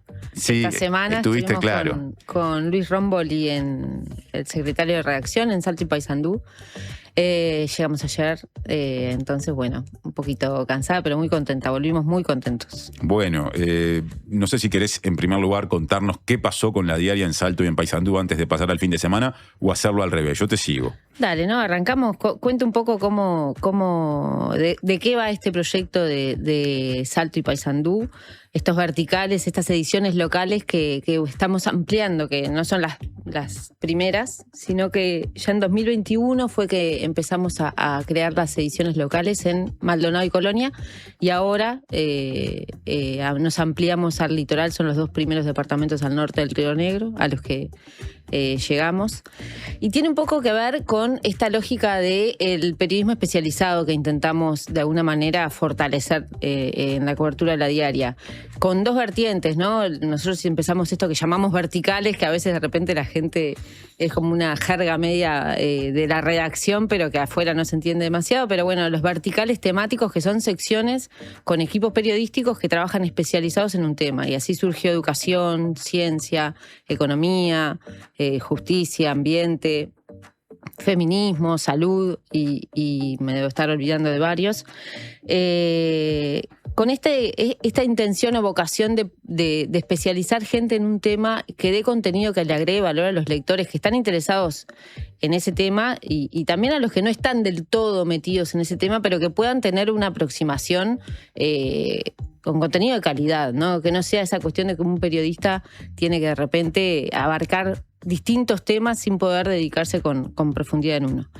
Y las ediciones locales siguen esa misma lógica también, ¿no? A veces las coberturas que hacemos desde Montevideo sobre cuestiones importantes para el interior del país o los distintos departamentos, los distintos interiores, ahora que me volví de distintos interiores, tienen una visión que es muy metropolitana, del área metropolitana, y de repente llegan los temas que tienen una trascendencia nacional, en algún caso, ¿no? O que se discuten en muchos departamentos, entonces por eso pueden resonar, pero de repente no se abordan con profundidad o con la misma profundidad que algunos temas que se abordan acá en Montevideo, cuestiones que son muy importantes para la ciudadanía y las localidades de esos departamentos. Estos 5 años de la diaria Maldonado y de la diaria Colonia son una muestra de cómo hemos abordado un montón de temas que no hubiéramos cubierto. Sin duda que no lo hubiéramos cubierto con la misma profundidad, pero después en la cotidianeidad hay cosas que permiten una mejor aproximación a los temas. No sé, en los 2 departamentos, pero en Maldonado hay una cuestión muy particular con los desarrollos inmobiliarios y el ambiente, ¿no? El seguimiento de expedientes en la Junta Departamental te permite hacer, bueno, tener una mirada sobre ese fenómeno que está ocurriendo en Maldonado. Particular. En Colonia hubo un montón de casos que se siguieron con detalle vinculados a corrupción en los municipios, con alcaldes. Permite el acercamiento desde lo local una profundidad que no podemos hacerlo desde Montevideo.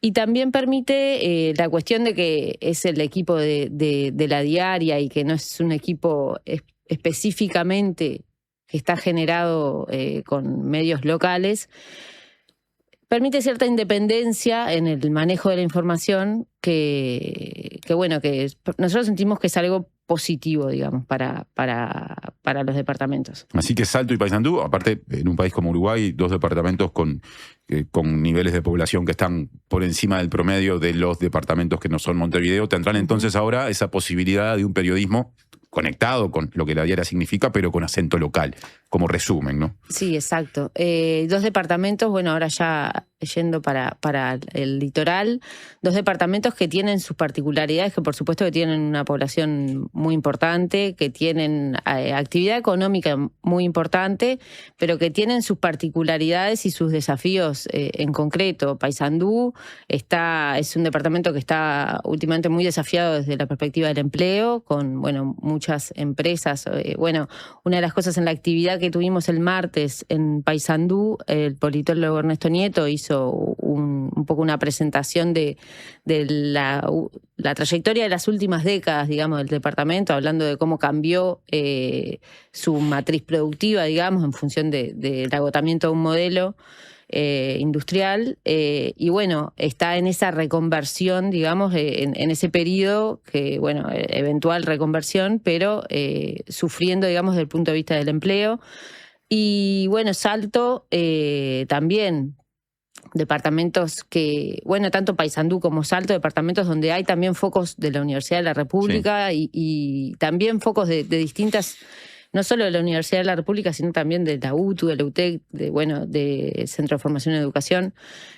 Son polos también en el norte del país en cuanto a lo educativo, tienen esa ventaja, si se quiere, pero sin embargo, otra de las cosas que marcaba Ernesto Nieto era que, bueno, él presentaba los datos del Índice de Desarrollo Regional, el IDERE, que desarrolló un grupo de investigación en Facultad de Ciencias Sociales, que lo que hace es tomar 5 dimensiones para analizar el desarrollo de los departamentos.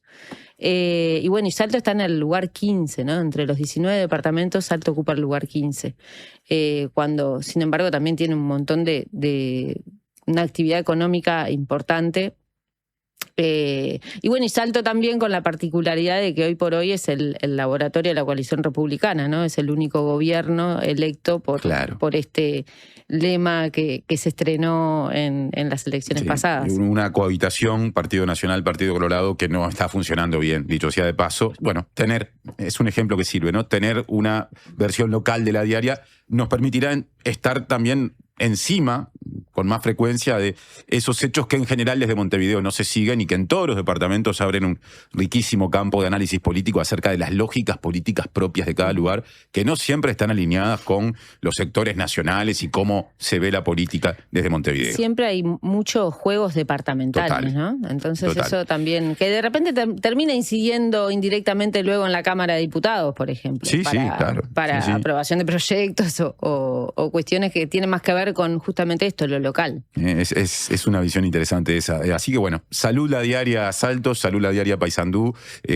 Corresponde mencionar eso que durante la semana se presentó. Vamos a estar hablando con Ernesto Nieto, porque también nos interesa en los próximos días abordar la situación política de la que tanto hablábamos en función de encuestas y qué sé yo, pero siempre desde este lugar, Montevideo. En este caso, desde alguien que vive en el interior del país y que seguramente pueda compartir sobre todo las percepciones del litoral, así que en pocos días tendremos ese aporte al análisis político. Nos queda poquito tiempo, Ceci, y nos queda pendiente el repaso de lo principal de la diaria de fin de semana. ¿Por dónde va a estar el eje o cuál va a ser el eje? Bueno, tenemos este domingo van a haber unas elecciones muy importantes en América Latina, ya comentamos algo el viernes pasado, pero bueno, tenemos una nota previa a elecciones en Colombia, el domingo 31 de mayo. Ahí hay 3 candidatos principales: Iván Cepeda por el Pacto Histórico, por el oficialismo, que por lo pronto, según lo que dijeron las últimas encuestas, es el único que tiene asegurado su lugar en la segunda vuelta. Y luego están Paloma Valencia, del Centro Democrático, un partido tradicionalmente uribista, y Abelardo de la Espriella, que es, si se quiere, una persona que se presenta como un outsider, del Partido Defensores de la Patria, ultraderecha, que con mucho énfasis en cuestiones que se repiten en otros países también, con mucho énfasis en la cuestión de la seguridad, migración, y están últimamente, por eso que indicaron las últimas encuestas, si bien está en una pelea por quién podría llegar a pasar a la segunda vuelta, Abelardo de la Espriella es quien viene creciendo, ¿no? Más allá de que hay distintos números, todas las encuestas lo marcan a él con una tendencia creciente. Con cosas en su estilo que, por decirlo de alguna forma, tienen elementos comparables con el estilo Trump, con el estilo Milei, con descalificaciones, con uso de las redes sociales, con una manera de hacer política desafiante de los más básicos consensos en torno al respeto mutuo. Eso que también en Colombia, en función de cómo viene subiendo, parece que paga. Más allá de que al final gane o no, pero parece que rinde en ciertos sectores, ¿no? Sí, con esta cuestión como de la política del espectáculo, ¿no? A modo recitales, él daba sus conciertos, iba a decir, sus actos dentro de un vidrio blindado, se hace llamar el tigre, ¿no? Hay otros que se hacen llamar el león, él se hace llamar el tigre. La cuestión viene por el lado de los felinos, aparentemente. Así que bueno, es una elección a la que hay que seguir de cerca, entonces tenemos esa nota por ahí. Paso un aviso personal. El lunes a primera hora tendremos en este programa a nuestra compañera Sofía Cortiz desde Colombia, haciendo una lectura y un análisis de lo que deje la elección del domingo, así que por distintos medios, de distintas formas, la diaria lo va a seguir muy de cerca. Bien. Luego también hoy se van a presentar una propuesta de cambios a nivel curricular para los bachilleratos, así que vamos a tener una nota en profundidad de educación sobre ese tema.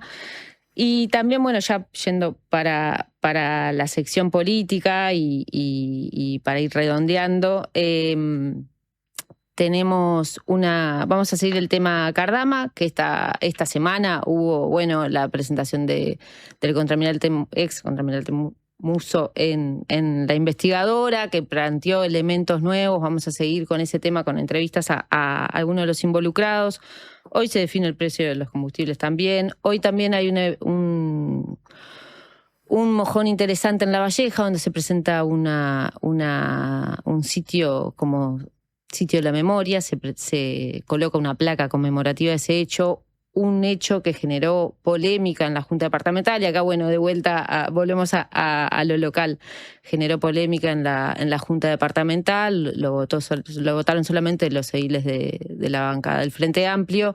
Entonces, bueno, también vamos a estar cubriendo eso que pasa en La Valleja, en Minas. Otra vez el pasado reciente metido en discusiones del presente en distintos ámbitos donde hay varios partidos representados, ¿no? Y ahí es donde también es interesante siempre tener el foco en cómo de repente algunas cuestiones que en el área metropolitana no se discuten tanto, en otros territorios las discusiones son diferentes. Bueno, sí, está claro. Sí, está claro que también ahí hay elementos propios de cómo se compone la población y los posicionamientos que históricamente ha tenido en cada departamento, ¿no? Y los organismos que fueron fuertes en cada departamento, y bueno, y todo eso después también pesa, ¿no? Ceci, estamos cerrando, capaz que hay tiempo para un título más, si querés dejar otro anticipo. Valoro mucho el poder de síntesis este viernes. Bueno, el cartógrafo David García nos mira y dice, qué bien la directora de la diaria, pero capaz que hay algún titulín más para dejar. Estamos bien. Si no va a quedar todo inconcluso. Muy bien. Bueno, muchas gracias, Ceci. Buen fin de semana. Y el viernes que viene, me parece que con un poquito más de tiempo,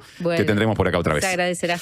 Hacemos una breve pausa y entramos al bloque final con música montevideana, porque vuelve La Ciudad y los Mapas, el espacio mensual de David García, formado en cartografía, que a través de los mapas nos va a mostrar la metamorfosis de eso que ahora definimos como Rambla Sur, pero mucho antes hubo una ciudad que llegaba con callecitas, a veces de empedrado, otras veces ni eso, hasta el agua en ese mismo lugar. Hubo playas que ya no están, y antes de las callecitas hubo simplemente un paisaje natural del que todavía menos rastros quedan. Bueno, lo vamos a reconstruir. Imaginá llegar al aeropuerto de Carrasco y dejar tu auto a solo unos pasos del check-in. Descubrí el nuevo Indoor Parking, un estacionamiento techado con acceso directo a la terminal. Seguridad, comodidad y la mejor ubicación para que viajes sin preocupaciones. Aprovecha nuestras promos de larga estadía y asegura tu lugar a tan solo un clic. Reserva ahora en aeroshop.com.uy. Indoor Parking Aeropuerto de Carrasco. Estacioná, volá y disfrutá. La salud visual es un derecho. En Óptica Guzmán te ofrecemos precios populares y productos de calidad. Tenemos descuentos para afiliados a todos los sindicatos. Seguinos en Guzmán Óptica. Visítanos en Colonia 1457 bis, casi Barrio Zamorín, en la parada del ómnibus. Óptica Guzmán. Vení a ver. Homeopatía Olivencia, idóneos en elaboración de fórmulas homeopáticas y florales. Lográ el bienestar físico y emocional de forma natural. Olivencia te escucha. Comunicate al 099-471074 o visita nuestra web olivencia.com.uy. La Diaria Radio 97.9. ¿Qué es mejor? ¿La hamburguesa o el choripán? ¿La Rambla o el parque? Nosotros no sabemos. Lo que sí sabemos es que para cobrar tu sueldo, mejor en tu banco. Es mejor porque abrís tu cuenta 100% online y porque tenés la nueva tarjeta internacional Bro Recompensa Mastercard Débito. También es mejor porque tenés adelanto de sueldo sin intereses. Y es mejor porque tenés la seguridad y confianza de siempre en el banco de siempre. Abrí tu cuenta sueldo a través de eBrow. Te lo repito, tu sueldo mejor en tu banco. Banco República, nuestro banco país. Infórmese sobre la garantía de depósitos en su institución de intermediación financiera o en www.copap.org.uy o vía infocopap@copap.org.uy. Chacra La Martina, donde todo lo bueno sucede. Eventos, celebraciones sociales, empresariales, restaurante y salón de té. Además, hospedaje con ricos desayunos de campo a 20 minutos del centro. La Martina, al oeste de la ciudad. Seguinos en redes. Tierra de Mujeres es una iniciativa del Instituto Nacional de Colonización para facilitar el acceso de las mujeres a la tierra. La propuesta incluirá unidades de producción familiar y grupal. El cronograma de talleres informativos y los detalles de los llamados se publican en colonización.com.uy. Tierra de Mujeres es un compromiso asumido en la política sectorial de género en el agro. Instituto Nacional de Colonización. Tierra para vivir y trabajar en el campo.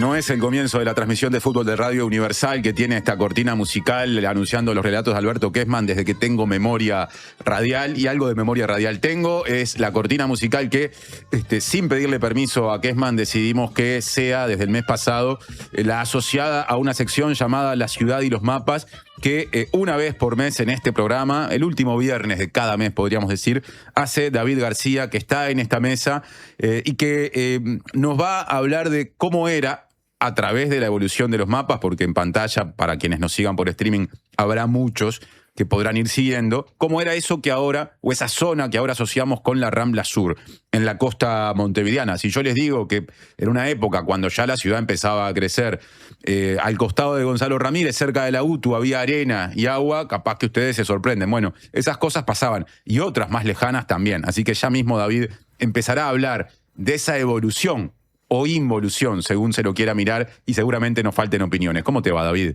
Buen día, Martín. Un gusto estar de vuelta por acá. Segunda columna. Segunda columna, exacto. Nos hablaste de la playa, desaparecida playa de la Aguada hace un mes. Exacto. Y ahora, bueno, vas a hablar de una cantidad de cosas, pero también de playas desaparecidas. Exacto. La idea es como completar un poco el panorama que empezamos en la columna pasada, hablando de la playa de la Aguada, que mencionamos medio al pasar el puerto, que fue como el otro gran proyecto de avance sobre el Río de la Plata a principios del siglo XX.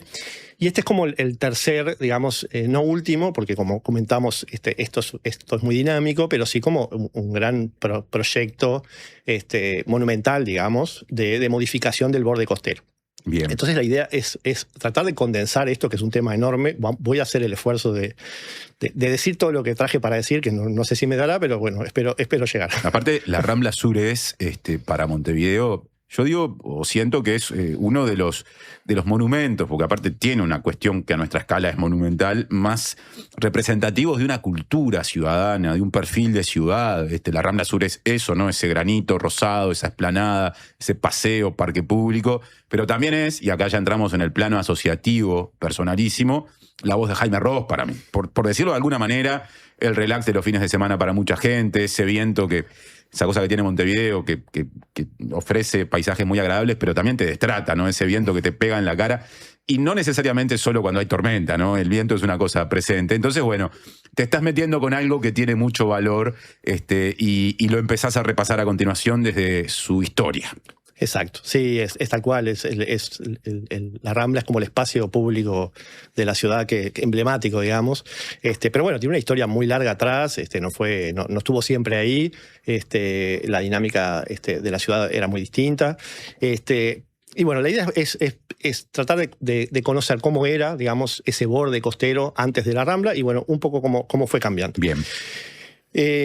Bueno, como comentamos recién, o sea, partimos de dos áreas grandes de relleno, en la Aguada y en el puerto. En el primer mapa que vamos a comentar, digamos, que podrán ver los que están viendo en la emisión en video, es un mapa de Guelar de 1896, que forma parte del proyecto de construcción del puerto. Y ahí se puede ver como la distribución de las manzanas de la ciudad, que lo mencionamos también el otro día, que partió de lo que hoy es la Ciudad Vieja, luego la Ciudad Nueva, que es lo que hacía en el centro, después, bueno, la Ciudad Novísima, y esa Ciudad Novísima se fue expandiendo, digamos, hacia el norte, por estos emprendimientos que comentamos, y a su vez hacia el este, o sea, hacia el lado del obelisco, porque también en torno a los caminos, digamos, que llegaban a la ciudad. No es como la evolución natural del amanzanado. De todas formas, eso configura el borde costero hacia el sur quedara como un poco relegado, digamos, quedaba como lejos de la ciudad.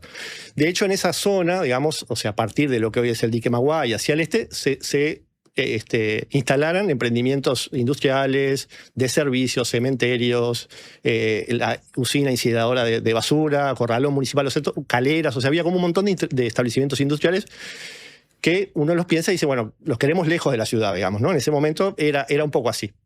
De todas formas, hay referencias o ideas de una modificación de la costa desde por lo menos mediados del siglo XIX. Hay muchos mapas en esa segunda mitad del siglo que yo traje uno que es de Santillas de 1872, donde ya figura un dibujo, figura el damero de la ciudad y un dibujo de una rambla que claramente no es la que se construyó después, pero este es uno solo, hay unos cuantos que tienen una referencia similar, ¿no? Era como un sueño, ¿no? Una ilusión de civilizar el borde costero de la ciudad, generar ese balcón hacia el mar.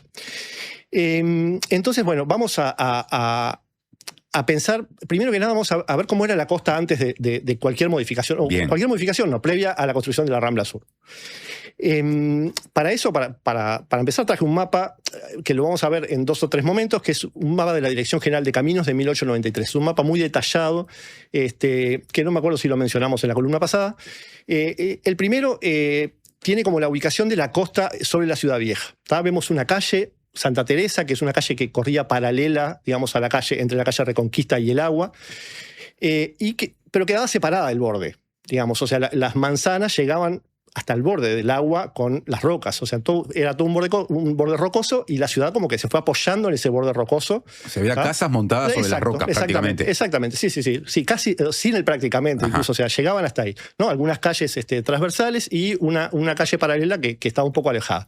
Había un pedacito de esa calle Santa Teresa que oficiaba de balcón, algo similar a lo que podemos pensar hoy en una rambla, o sea, una calle sobre el borde del agua, digamos, pero era un tramito muy corto entre lo que es hoy, pensémoslo, el Cubo del Sur y el dique Mauá, más o menos. Ese pedacito era el único que la calle quedaba como al borde del mar. Era una especie de coincidencia que hacía que hubiera una ramblita, por decirlo de alguna manera. Exactamente, una pequeñísima rambla. Más hacia el este, o sea, hasta el cementerio central, y ahí también traemos otro sector del mismo plano de 1893. Había también las industrias que comentábamos ahora, instaladas sobre el borde costero, manzanas que llegaban hasta esas industrias y algunas hasta la costa, más o menos hasta el cementerio central, un poquito antes. Esa era como el área urbanizada, ¿tá? A partir del cementerio central nos encontramos con algo que es completamente distinto a lo que tenemos hoy, y capaz que por eso es lo que sorprende más, porque ahí había algunas playas. Ajá. Había al menos 4 playas, digamos, más o menos. 4 playas en esa zona. 4 playas en esa zona. Había una pequeña, digamos, a la altura de la calle Paraguay. Era pequeña en el sentido de que era angosta y chica, digamos. No hay mucho registro, no tiene un nombre, digamos. Era un área con arena, digamos, entre rocas. Después, a la altura del cementerio central, una punta rocosa, y ahí nacía otra playa, que se llama Santana, cuyo eje estaba más o menos, pensemos en la proyección de la calle Barrio Zamorín. Después de allí había otra punta rocosa que se expandía, sobre, hasta la calle, en el eje de la calle Ejido y Santiago de Chile. Esa punta, digamos, donde hoy está la estación ANCAP, por ejemplo, para pensar, hace como una curvita, ahí va. Allí iniciaba otra, estoy mezclando las cosas. Ese era el inicio de la playa de Santana. Bien. La otra punta de la playa Santana era sobre la calle Minas, el eje de la calle Minas, que vemos como otra curvita. Después se iniciaba otra playa un poco más pequeña que se llama Playa Patricios, hasta una punta rocosa que estaba más o menos donde llega la calle Jackson. O sea que ordenando de Ciudad Vieja hacia el Parque Rodó, la playa sin nombre, más chiquita, exacto. Santana y después Patricios. Después Patricios y después la Ramírez, que la Ramírez la conocemos porque es la que se conserva hasta hoy. De hecho, en muchas referencias cartográficas aparece la playa Patricios unida con la Ramírez, porque era una punta rocosa un poco más chica, entonces a veces en algunas referencias aparece como una sola playa. Entonces, yo lo que les propongo ahora es como un ejercicio de imaginación. Digamos, la idea es pensar calles que recorrimos, cerrar un poco los ojos, escuchar el relato. Pueden ver el mapa que traje, que en realidad no es un mapa estrictamente, es una vista en 3D, generada, digamos, sobre un mapa del Servicio Geográfico Militar de 1920, que ese mapa tiene la particularidad que tiene datos de altitud del terreno, y además lo vamos a usar para otra cosa que lo voy a comentar al final. En este caso, lo que hice fue generar una vista 3D con los datos del relieve del propio mapa para poder imaginarnos más o menos cómo era la forma del terreno. Y les propongo este ejercicio. Imaginemos lo que vamos caminando por la calle Carlos Gardel o Isla de Flores desde que se inicia la Rambla. Pensemos como... intentemos abstraernos de la ciudad construida y pensemos en la forma del terreno. Si vamos caminando a contramano, digamos, tenemos que ir caminando porque la flecha va para el otro lado, vamos a sentir que estamos bajando, ¿tá? Hasta la calle Paraguay, más o menos. Después de cruzar la calle Paraguay, tenemos una subida, más o menos hasta Ejido y Yaguarón, Ejido, Santiago de Chile. Ahí pasemos a Gonzalo Ramírez, ¿no? Nos ubicamos, el cementerio central, la Plaza Citarrosa. Empezamos a caminar por Gonzalo Ramírez sobre el frente del cementerio y llegamos, vamos, en bajada hasta Barrio Zamorín. Sí. ¿Ah? Después de Barrio Zamorín, subida. Hasta un repecho interesante para los que andan en bicicleta. Lo he sufrido. Ahí va, sí, exacto. Hasta la calle Magallanes, Minas. Después, bajada hasta la calle Gaboto. Gaboto Yaro. Después de Gaboto Yaro, otra vez subida hasta Jackson, Eduardo Acevedo Jackson, hasta la Facultad de Ciencias Económicas, un poquito después, y después bajada hasta Salterain, Requena y el Parque Rodó. Este recorrido que hicimos, digamos, altimétrico, ¿tá? Nos marca exactamente la forma que tenía la costa, porque la costa estaba muy cercana a esas líneas que mencioné, más cercana a Gonzalo Ramírez, no tan cercana a Carlos Gardel, pero estaba muy próxima. Y entonces eso nos trae, digamos, la forma del terreno que, aunque con pequeñas modificaciones, porque hubo rellenos, se mantuvo, digamos, en líneas generales. Entonces, las zonas altas son las puntas rocosas, ¿tá? Es una parte de la loma que viene desde la cuchilla, que viene como un poco más alta y después baja abruptamente sobre las rocas en el borde costero. Y las partes bajas eran las playas. ¿Tá? Las playas los arcos que se metían dentro del terreno, digamos, era lo que configuraba las playas. Claro. Lo que comentamos, una en el eje medio pequeña, en el eje de Paraguay, otra un poco más grande, la más grande de estas, que es la Santana, en el eje de Barrio Zamorín, la de Patricios en el de Gaboto, y después de Eduardo Acevedo y Jackson, la de Ramírez. La que no enterramos, la que podemos seguir viendo. La que no enterramos, o por lo menos, exacto. En esos lugares, además, en esos centros de las playas, llegaban cursos de agua, que no los voy a mencionar ahora porque vamos a spoilear las próximas columnas, lo vamos a guardar para próximas, para dejarle un poco de... Arroyos subterráneos, apasionante, pero otro día. Es otro día, exactamente. Entonces, esa era la forma del terreno, ¿tá? Si logramos cómo imaginarlo. Y ahora vamos a empezar a conversar respecto a los propios proyectos o a las construcciones de ramblas que se sucedieron. ¿Por qué digo que sucedieron? Porque no fue estrictamente un solo proyecto, aunque sí el más grande que vamos a mencionar ahora, pero un pequeño primero, digamos, un poco más pequeño, que fue en el Parque Rodó. ¿Ah? Sobre la Playa Ramírez, a principios del siglo, en 1900, se generó el parque urbano. Me dejé de hacer referencia a los mapas, pero ahora vamos a usar uno que... el de Maciel. El de Maciel de 1888, exacto. Le pido disculpas a quienes están manejando la pasada de los mapas. Vamos a pasar al mapa siguiente, el de Maciel. Ahí va. Lo que quería comentar era el tramo de Rambla sobre la Playa Ramírez, o sea, el que separa, digamos, la Playa Ramírez y el Parque Rodó, fue anterior, fue el primer proyecto de Rambla, de paseo costero, balneario, ¿tá? Incluso fue anterior a Positos, a Carrasco, a Capurro, que son como algunas zonas balnearias que identificamos en la ciudad. Este fue como el primero, el parque, lo que era el parque urbano, que después pasó a ser el Parque Rodó, se construyó o se delineó en 1900, esto es de 1906, y ahí se generó la primera Rambla, ¿tá? En realidad era un arco tipo terraplenado que acompañaba más o menos el borde natural. Partía de frente al Parque Hotel, más o menos, hacía el arco de playa y terminaba en la punta rocosa donde está el Paseo de los Pescadores. Envolvía, digamos, la Playa Ramírez. Y el plano que traje de Maciel es interesante y por eso lo traje y quería mencionarlo porque es un proyecto, ¿tá? Que lo tengo acá anotado para no errar en el nombre, que dice Gran Hotel Balneario de la Playa Ramírez. Es un proyecto que no llegó a construirse. En ese momento estaban en pleno auge los baños costeros en plataformas de madera sobre el agua con carros arrastrados por burros que llevaban a la gente dentro del agua. Este proyecto de construcción del balneario no llegó a ejecutarse, pero este mapa es interesante porque tiene las líneas de la costa según la marea. Si los que estén mirando el mapa pueden ver 3 líneas. Hablan de una línea de marea alta, una de marea media y una marea baja. Podemos ver en la playa que comentaba recién, que es la playa Patricios, que es la más chica, digamos, sobre